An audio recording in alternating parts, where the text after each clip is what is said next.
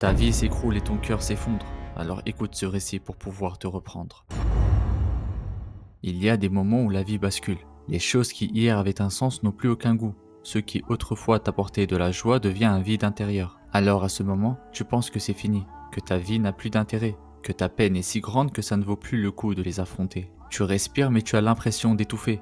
Tu marches mais ton cœur ne fait que s'alourdir, comme si chaque pas était une chaîne à soulever, comme si le monde entier voulait te faire tomber. Et une voix au fond de toi te dit, c'est la fin, plus rien n'a d'intérêt, tout s'arrête ici. Et à partir de là, ton cœur tombe dans un gouffre sans fin, un trou sans fond où tes pensées tournent en rond, un trou où chaque souvenir devient une blessure. Tu te répètes, pourquoi continuer? Car le vide devient ton seul compagnon, et plus tu cherches une issue, plus tu t'enfonces. Je peux t'assurer que ce moment, ce sentiment est dur. Un travail qui n'a pas fonctionné, le deuil d'un proche qui t'a chamboulé, un mariage sur le point d'éclater, des erreurs du passé qui reviennent te hanter. Alors quand il ne reste plus rien, tu lèves les mains et tu parles à Allah à haute voix, comme un enfant perdu qui appelle son papa. Je sais, ça fait utopique dit comme ça.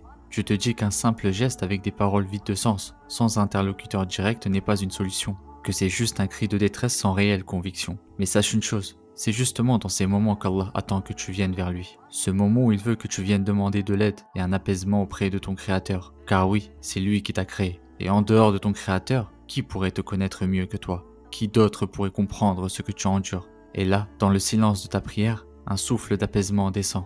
Un bref instant, fragile mais réel. Laisse-moi te rappeler les paroles de notre prophète sallallahu alayhi wa sallam. Sache que la victoire vient avec la patience, le soulagement avec l'épreuve et qu'avec la difficulté vient la facilité. Tu comprends que la patience, ce n'est pas d'attendre que la douleur disparaisse. La patience, c'est marcher malgré les larmes, continuer malgré la peur, tenir debout même brisé, en sachant qu'Allah est avec toi. Ton monde peut s'effondrer, tes repères peuvent disparaître, ton cœur peut trembler, ta vie peut basculer. Mais Allah, lui, ne t'abandonne jamais. Respire à nouveau, relève-toi doucement, fais confiance à ton Créateur. Ton vide n'a pas disparu, mais il est devenu un chemin que tu dois de toute évidence emprunter. Et si tu choisis la bonne route, ce chemin te rapprochera de lui.